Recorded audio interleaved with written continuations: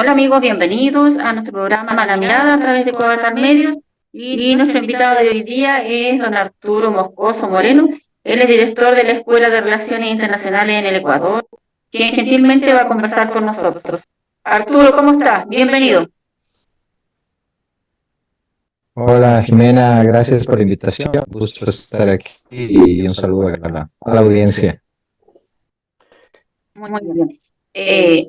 ¿Cómo se encuentra Ecuador hoy día, ya a un mes y medio de las elecciones? Recordemos que ustedes tienen la segunda vuelta ahora el 15 de octubre. ¿En qué se encuentra el Ecuador? ¿Cómo están los ánimos?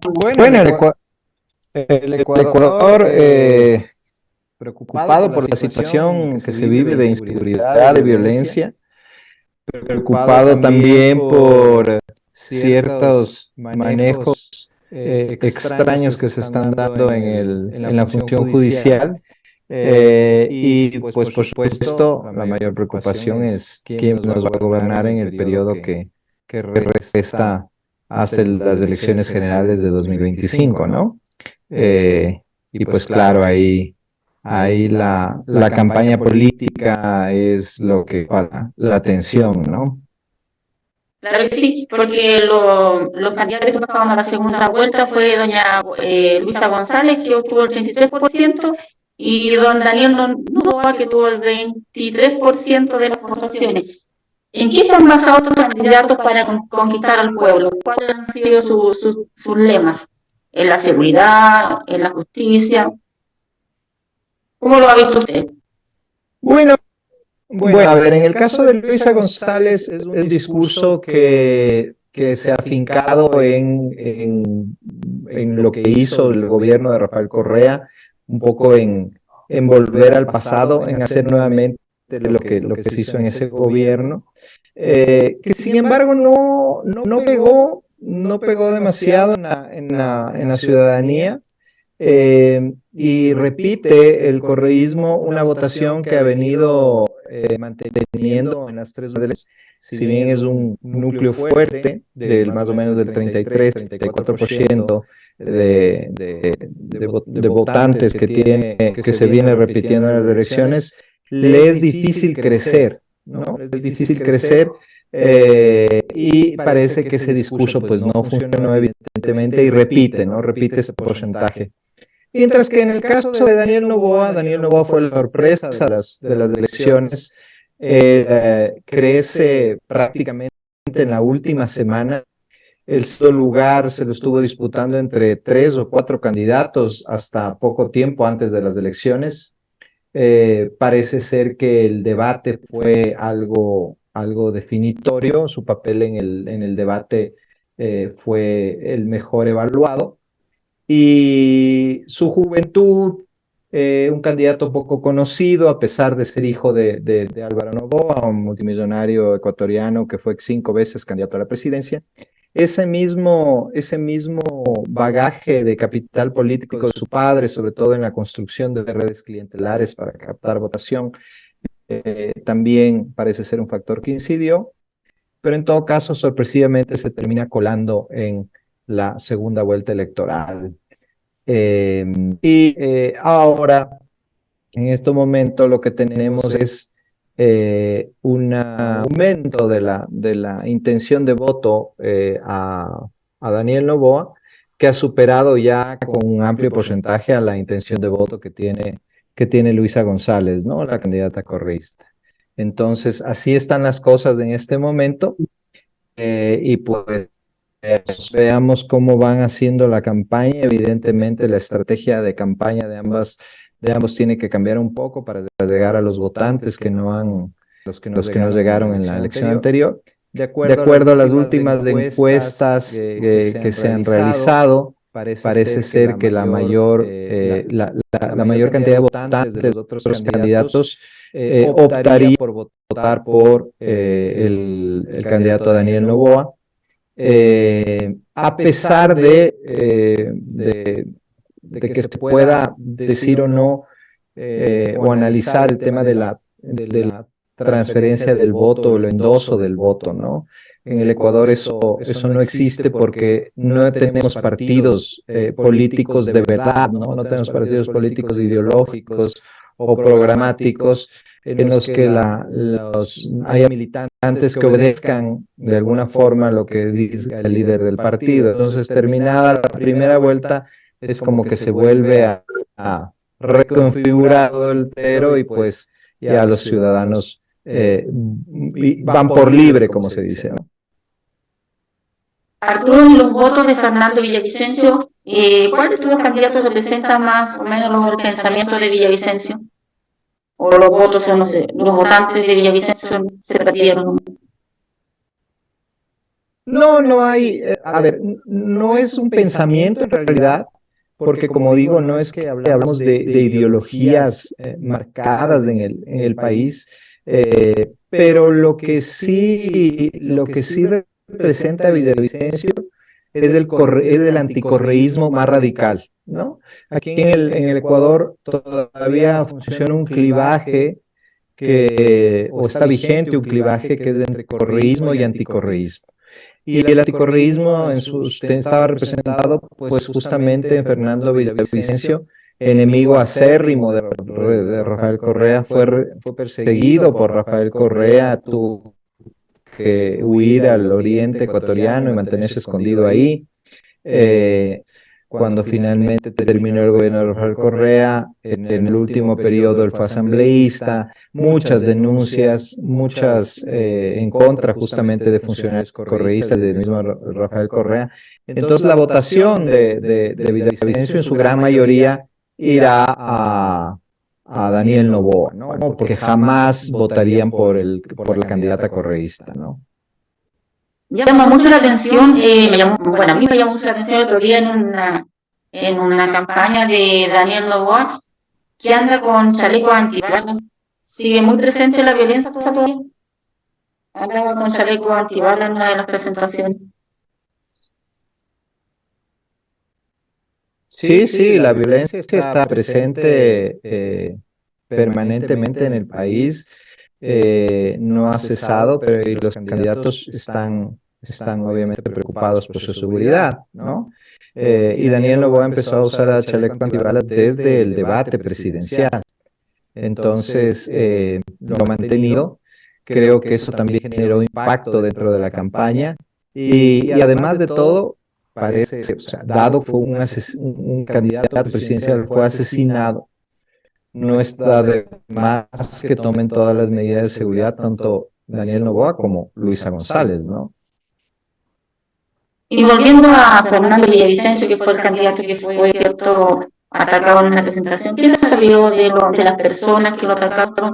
¿Se ha llegado a algo o todavía no se sabe nada? Porque te decía que pertenecían como comando. No, lamentablemente. Sí, esa es la información, la última información la última información que nos llegó a los ciudadanos, pero luego ha habido mucho hermetismo. Seguramente por las investigaciones que se están llevando a cabo para no alertar a los posibles involucrados. Se ha tratado de involucrar de un lado y otro a políticos en el país, pero simplemente son rumores de intentos de desprestigiar a tal o cual político, pero información precisa de por qué lo asesinaron y quiénes lo asesinaron no la tenemos todavía. Pero en teoría las investigaciones se están llevando adelante con ayuda incluso del FBI, ¿no? De Estados Unidos. Sí, porque la información es que el único que encontraron que lo atacó fue baleado en el procedimiento cuando fue asesinado Villavicencio y como que murió camino al hospital. Sí, esa fue una situación muy extraña que todavía no ha quedado clara del todo. El asesino, el que aparentemente le disparó a Fernando Villavicencio, fue capturado y fue herido de bala. Y en lugar de trasladarlo al hospital, se lo trasladó a la unidad de flagrancia, donde aparentemente ahí es donde fallece, ¿no?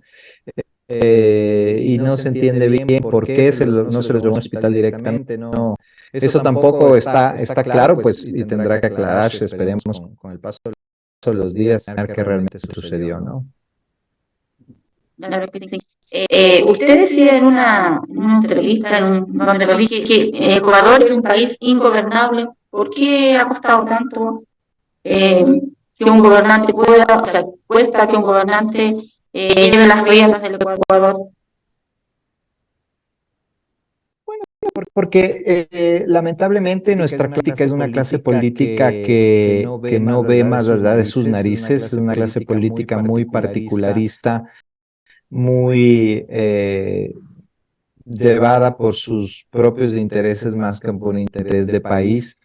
¿Qué es lo que hemos visto en estos, en este año, 2 años y un poco más del gobierno de Guillermo Lasso? Un absoluto bloqueo por parte de la Asamblea a cualquier iniciativa del gobernante y una absoluta, y además un bloqueo no propositivo, ¿no? Sino un bloqueo que no planteaba alternativas frente a los proyectos o las políticas que lleva el gobierno, ¿no?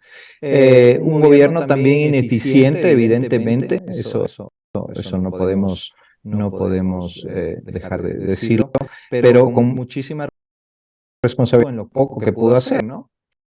Una mayoría conformada por donde se unieron, ¿no? En una alianza contra Natura, el correísmo que supuestamente es de izquierda y el Partido Social Cristiano que supuestamente es de derecha. Luego se le sumaron algunos tránsfugas de otros partidos. Aquí hay mucho transfugismo en el Ecuador, porque justamente no hay partidos ideológicos que conformaron una mayoría que incluso intentó destituirlo 2 veces, ¿no? Y la segunda vez, pues, fue a través de un juicio político mediante que casi llega a término, pero que Guillermo Lasso se adelantó con esta figura que tenemos nosotros muy particular, que no es propia de los regímenes presidenciales, que es la posibilidad de destituir a la Asamblea del presidente y que la llamamos aquí coloquialmente como muerte cruzada, ¿no? Porque la Asamblea también tiene esa posibilidad. Y la Asamblea lo intentó previamente, solo que no obtuvo los votos suficientes. Entonces, ante estos intentos de cesar su gobierno, pues Guillermo Lasso cesó a la Asamblea y eso nos lleva a este proceso electoral ahora, ¿no? Pero nos enfrentamos a una Asamblea que va a estar fragmentada otra vez, ya los resultados de la Asamblea están ahí. Una asamblea en que si el gobernante que llegue candidato que llegue al gobierno no a largo plazo, pues será un año y medio perdido hasta las siguientes elecciones en el que la situación del Ecuador los cambios positivos, ¿no? Entonces, ¿los candidatos, tanto Luis como Daniel, van a gobernar solamente un año? Un año y medio aproximadamente, porque solo son elegidos para terminar lo que le falte del periodo del presidente actual, en este caso Guillermo Lasso. El periodo de Guillermo Lasso termina el 24 de mayo del 2025 y hasta ahí pues gobernará quien sea elegido en el próximo octubre de este año. Y ahí habrá un nuevo proceso electoral en donde el candidato, el gobernante que esté terminado el periodo también puede candidatearse y también todos los que se han candidatado ahora en estas elecciones anticipadas, ¿no? Entonces, eso nos lleva incluso a esta complicación entramos rápidamente en un año electoral en donde nuevamente hay incentivos para que los candidatos no lleguen a acuerdos con el gobernante para que le vaya mal y poder entonces ahí ofrecer una alternativa a los ciudadanos como una alternativa viable de llegar al poder en lugar de la persona que esté gobernando al que le hayan impedido gobernar, ¿no? Entonces es una posibilidad muy abierta en el país que eso suceda. Arturo, Luisa y Daniel deben enfocarse en qué para gobernar en este tan poco tiempo, porque no van a alcanzar a hacer nada en su gobierno. Entonces, ¿cuál sería el tema principal que ellos deberían centrarse como futuros gobernantes en este año y medio que ellos van a gobernar? sea, el tema central y el que les preocupa a todos los ecuatorianos, que es el de la inseguridad, ¿no? Y de la violencia. Creo que eso es lo principal. Luisa González está ofreciendo también una nueva constitución, a pesar de que la constitución actual fue producto del gobierno de su partido, mientras que Daniel Noboa está ofreciendo una consulta popular para modificar ciertas cosas de la Constitución. No sé si temas de seguridad también, no sé si en la línea de esa consulta popular que propuso Guillermo Lazo, que también la perdió en hacer. Pero creo que ese es el principal, los dos, ¿no? Pero lamentablemente será poco lo que puedan hacer si no tienen apoyo del resto de partidos políticos, ¿no? Ninguno de los dos podrá hacer demasiado si es que del otro lado no hay grandes acuerdos que impliquen políticas de largo plazo para enfrentar este problema, ¿no? Y además que es muy corto tiempo, porque es 1 año y medio, entonces no poco van a alcanzar a hacer en 1 año y medio dentro de su gobierno. Claro, eso es poquísimo tiempo. Lo ideal sería que quien gobierne haga un acuerdo a largo plazo que incluya incluso las elecciones siguientes para que le apoyen en esas elecciones y siga gobernando a fin de llegar a implementar políticas justamente, valga la redundancia, de largo plazo en el país, ¿no? Pero eso es lo más probable, es que será un pedido que caiga en saco roto, porque como te digo, nuestra clase política es muy, muy corta de miras, ¿no? Gustavo, ¿tienes alguna pregunta? Sí, con relación a lo que es ambas cámaras, tanto diputados como senadores, ¿qué rol van a tener durante este año y medio de cumplimiento del mandato de Lazo? Bueno, no, nosotros no tenemos un sistema bicameral, tenemos un sistema unicameral con dos tipos de asambleístas, unos asambleístas que son elegidos en circunscripción nacional, que son 15, y la diferencia de 137 que son elegidos en circunscripciones provinciales o distritales. El papel, o sea, hay una nueva asamblea, ya está elegida, ¿no? Ya,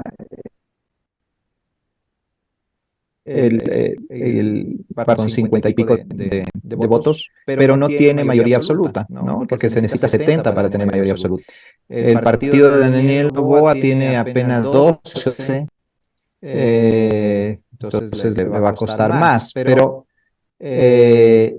el correísmo dentro de la asamblea parece estarse quedando muy solo, de acuerdo a las declaraciones que han hecho algunos partidos políticos, algunos líderes políticos con respecto a cómo va a ser su trabajo en la asamblea. Y parecería ser que a Daniel Noboa le va a ser más fácil construir mayorías dentro del legislativo que a Luisa González, a pesar de que necesita menos apoyo, ¿no? Incluso la alianza que tenían en la asamblea, que fue destruida entre correísmo y Partido Social Cristiano, ya se rompió porque los líderes del Partido Social Cristiano han dicho claramente que apoyarán a Daniel Noboa, ¿no?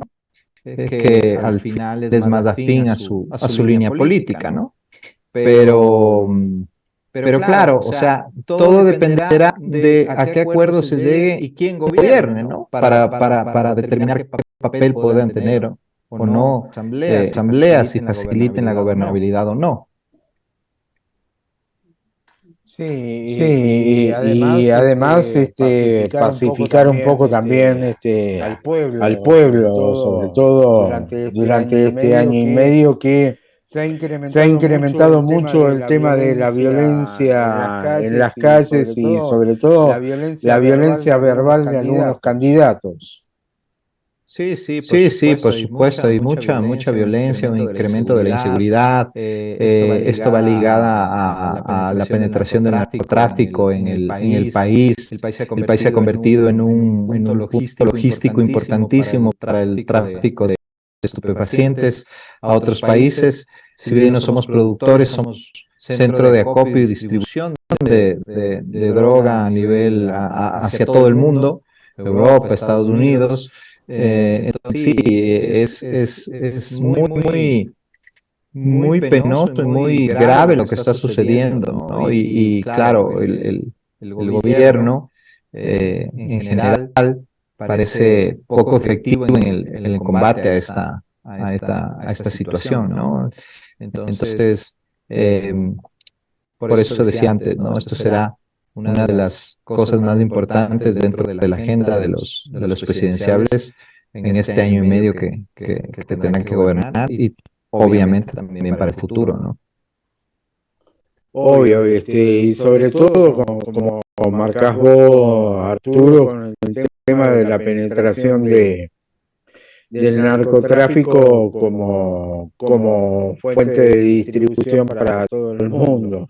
Que es una vez que te entra en el país, no es fácil combatirlo abiertamente. No, claro, es un tema muy complejo y que además tiene que hacerse en alianza o en conjunto con los otros países involucrados, ¿no? Perú, Colombia, y por supuesto los Estados Unidos y los países europeos, ¿no?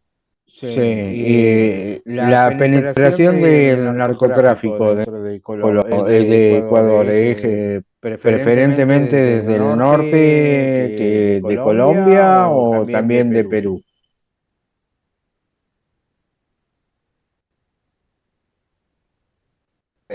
¿Cómo funciona esto? Lo que se sabe o lo que se conoce es que hay al menos tres grupos grandes de narcotráfico en el país, ¿no? El cartel Jalisco Nueva Generación y el cartel de Sinaloa de México y lo que se ha denominado la mafia albanesa de Albania, ¿no? Y que justamente compran droga en Perú y en Colombia y usan el Ecuador como centro de acopio y distribución para llevarla hacia otros países. Esto ha generado pues que además en el territorio ecuatoriano las bandas delincuenciales se convierten en brazos armados de los carteles y que hay enfrentamientos por territorio, haya ajuste de cuentas, sicariato, etcétera, etcétera, ¿no?